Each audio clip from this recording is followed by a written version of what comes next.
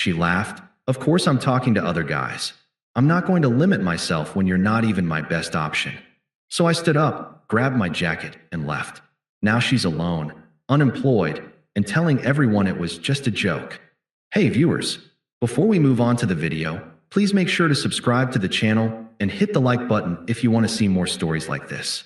Thanks. The garlic and rosemary scent from the roasted chicken filled our apartment, a smell I'd always associated with contentment. I'd gotten home early, tidied up the living room, and even put the wine she liked in the fridge to chill. It was a Tuesday, but Tuesdays could be special if you decided they were. Sarah had been stressed lately. Her new marketing job was a pressure cooker, and I figured she could use a soft landing.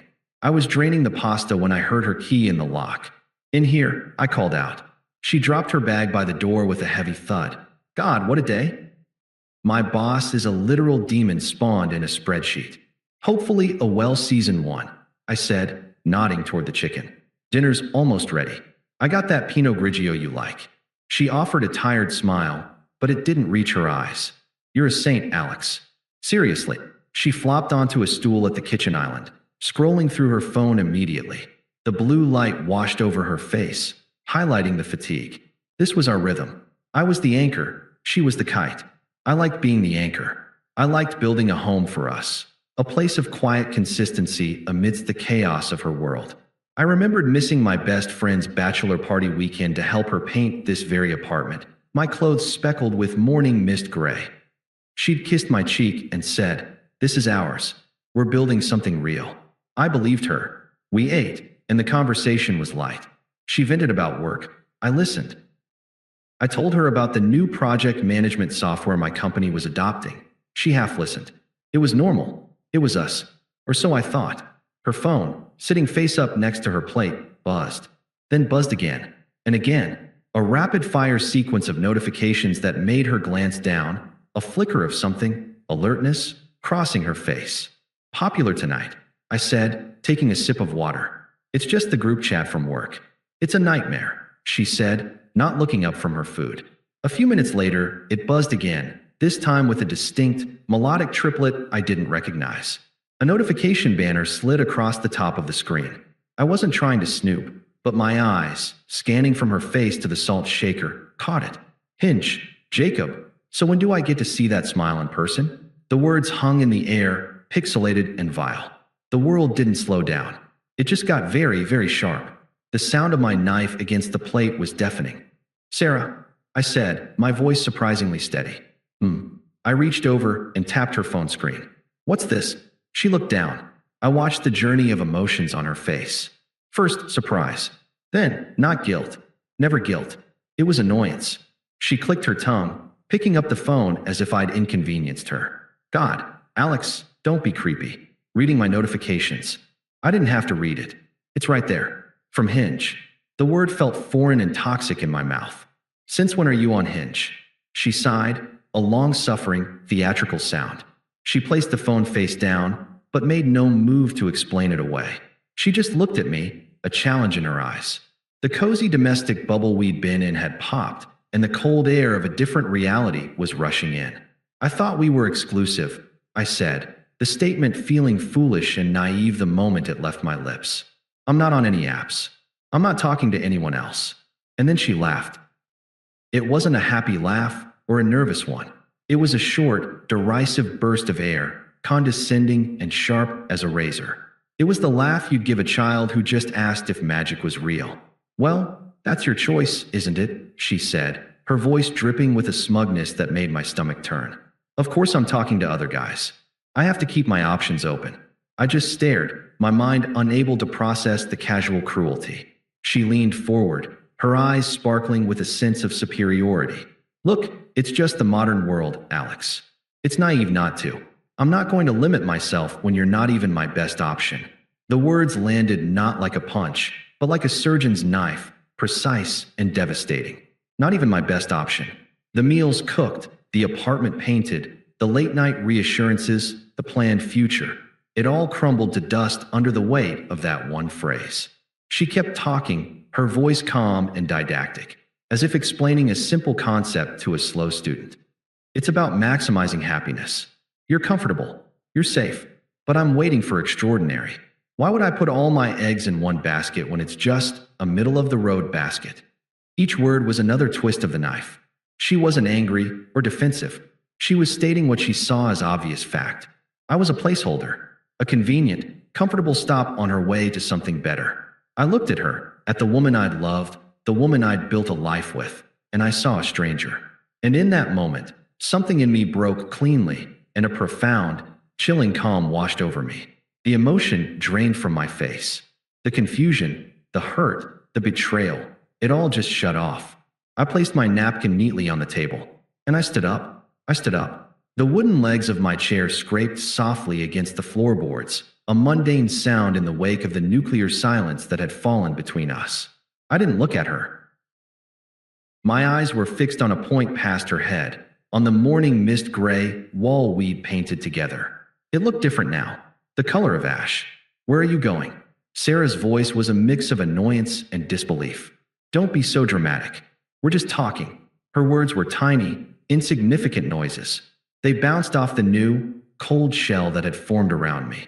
I walked out of the kitchen, my steps measured and sure, not fleeing, but proceeding. I moved down the short hallway to the coat closet, my movements automatic. I reached inside and pulled out my jacket, a simple, worn leather one she'd always said made me look reliable. I heard her stool scrape back. Alex, come on. Stop this. You're overreacting. I slid one arm into a sleeve, then the other. The familiar weight of the leather settled on my shoulders. I turned and walked back towards the front door, passing the kitchen entrance. She was standing there now, arms crossed, her expression shifting from irritation to a flicker of confusion. The script was wrong. I was supposed to be yelling, or crying, or begging for an explanation. My silence was a variable her calculus couldn't account for. I reached for the doorknob. Alex, her voice sharpened. We are not done talking. My hand paused on the cool metal. I turned my head just enough to see her from my periphery. I didn't meet her eyes. No, I said, my voice flat, devoid of the tremor she must have expected. It was the tone you'd use to state the time. We're done talking. I opened the door and stepped out into the cool hallway of our apartment building. I pulled the door closed behind me. There was no slam, no final, dramatic punctuation, just the soft, precise click of the latch engaging. It was the most definitive sound I had ever heard. I didn't take the elevator. I walked down the 3 flights of stairs, my footsteps echoing in the concrete stairwell. My mind wasn't racing. It was blank, a pristine white whiteboard wiped clean of the future we'd drawn on it. I got into my car, started the engine, and drove.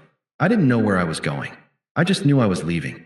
20 minutes later, I pulled into the brightly lit parking lot of a 24-hour supermarket.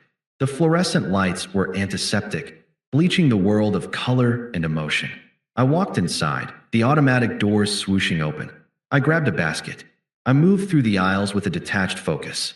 Toothbrush, toothpaste, a phone charger, because mine was still plugged into the wall next to the bed I would never sleep in again. A pack of boxer briefs, a single plain t-shirt, deodorant. It was like assembling a survival kit for a trip I never planned to take. Each item was a brick in the wall between my old life and whatever came next. At the checkout, the cashier gave me a tired smile. Find everything all right? Yes, I said. Thank you. My voice sounded normal. It was the most bizarre thing of all. I drove to the first mid-range hotel I saw off the highway. The lobby was quiet, beige, and anonymous. A young man at the front desk looked up. Help you. A room for one night. King or 2 queens. King is fine. The transaction was swift, impersonal. I paid with my card. My card, not the joint account we used for groceries. My key card was a light, plastic square that granted me access to a temporary, neutral space. Room 214. The room was exactly what I needed, devoid of history. Beige walls, a generic landscape painting, a desk, a bed. I placed my supermarket bag on the desk. I took off my jacket and hung it in the empty closet. I sat on the edge of the bed. The silence was absolute. And in that silence, the pain arrived. But it wasn't a sharp, screaming pain.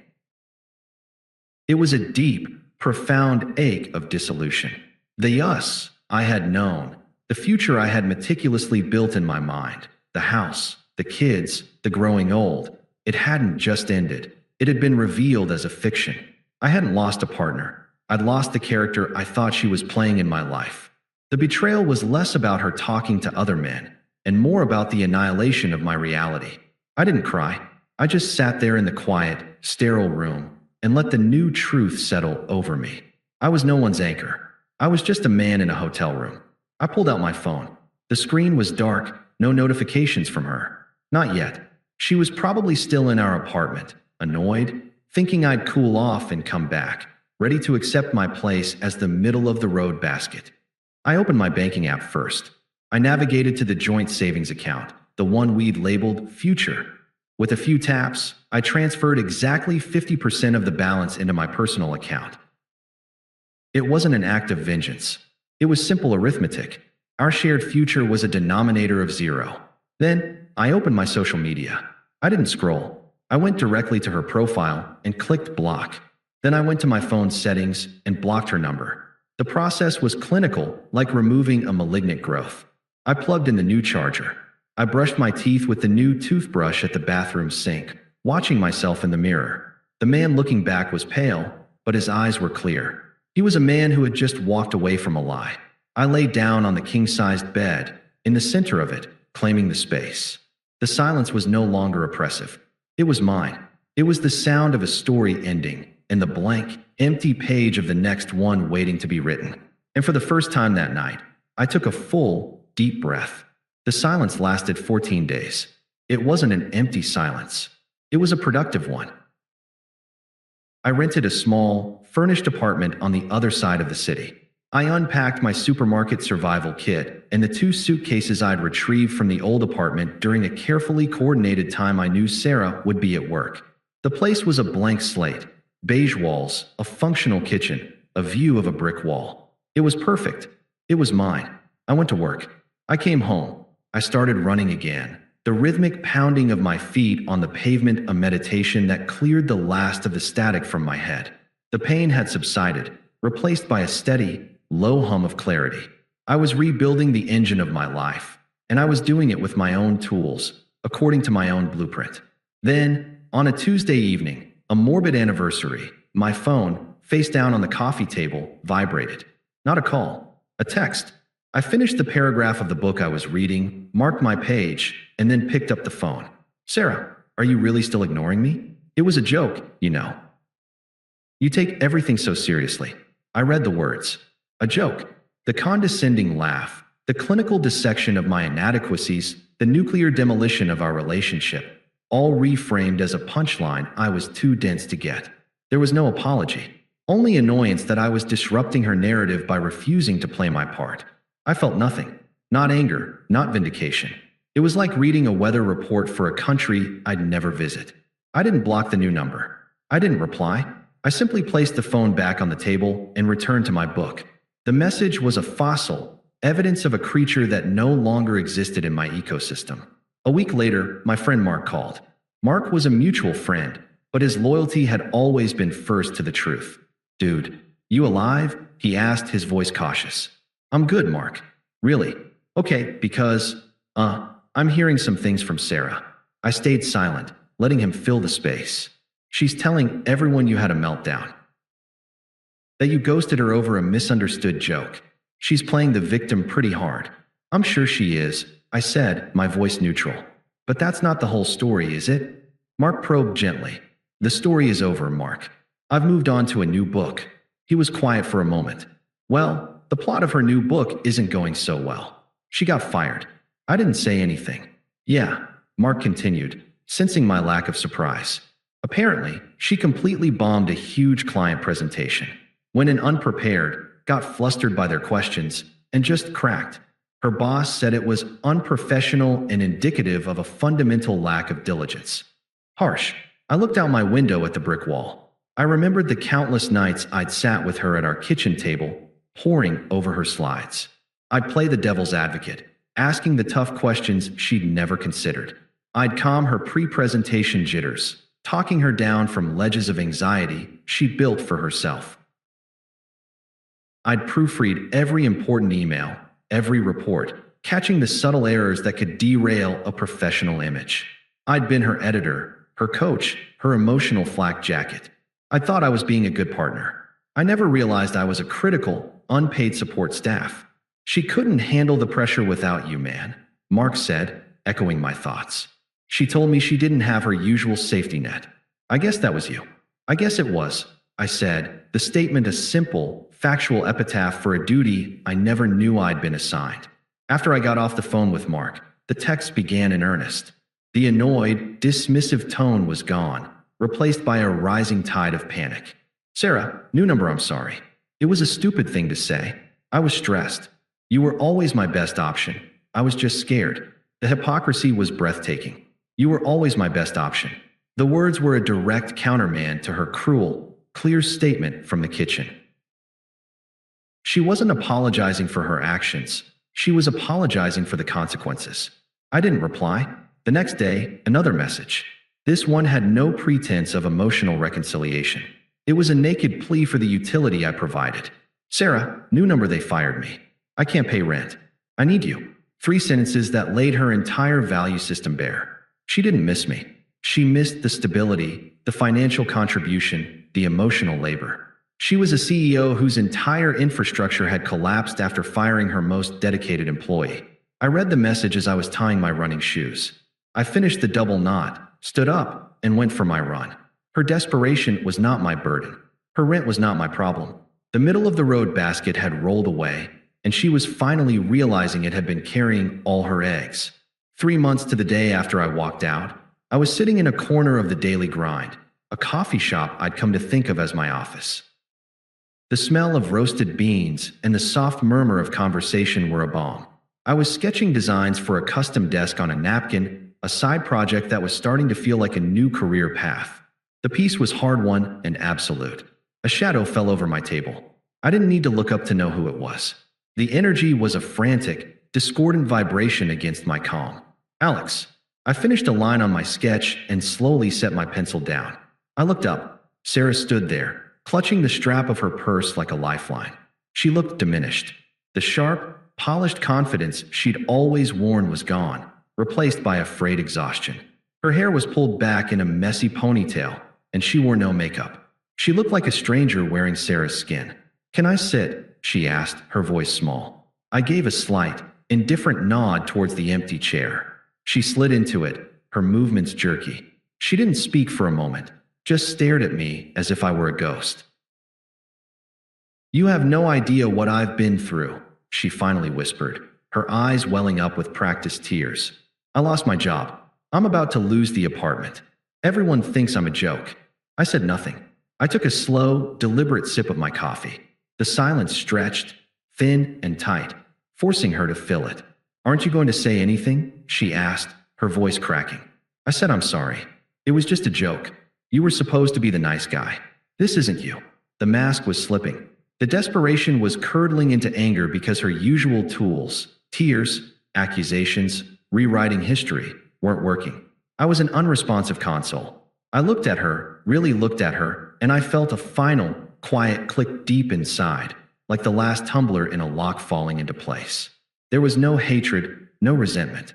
There was nothing at all. "You were right," I said, my voice even and calm, devoid of any emotion she was trying to provoke. She blinked, confused. "What, that night?" "You were absolutely right." I held her gaze. "I wasn't your best option. I see that now." A flicker of hope ignited in her eyes. She misread my calm for capitulation. "So you understand? It was a mistake." I cut her off, not with anger, but with the gentle finality of a judge delivering a verdict. And you know what? It was the most valuable lesson anyone has ever given me. I took another sip of my coffee, the picture of casual composure. "So, thank you." I continued, a faint, genuine smile touching my lips for the first time. Because of that, I found a much better option. Myself. The hope in her eyes died, replaced by a dawning, horrified understanding. "And my new life," I said, my tone dropping to something soft yet utterly unyielding, "doesn't have a place for you in it. It's not personal. You're just not a good option." The mirror I held up was flawless. I had reflected her own logic, her own transactional worldview, back at her. She was faced with the incontestable truth of her own words. and there was no argument she could make that wouldn't condemn herself. She opened her mouth, but no sound came out. The anger, the pleas, the manipulations, they all withered in the face of my absolute, unshakable indifference. She was a salesperson who had come to pitch a product I had already tested, found defective, and discarded. I stood up, folded my napkin sketch, and tucked it into my pocket. I picked up my coffee cup and my jacket. "Good luck with everything," I said. It wasn't a wish for her success or failure. It was a statement of irrelevance, the same thing you'd say to a stranger on the bus. I walked out of the coffee shop, the bell on the door chiming softly behind me. The sun was warm on my face. I didn't look back. I knew she was still sitting there, trapped in the wreckage of choices she had been so smug about, finally understanding that the one thing she could never manipulate back was someone who had simply and completely moved on. I was free, and her silence was the proof. Thanks for watching. Make sure to subscribe to the channel and hit the like button. What do you think about this story? Share it in the comments.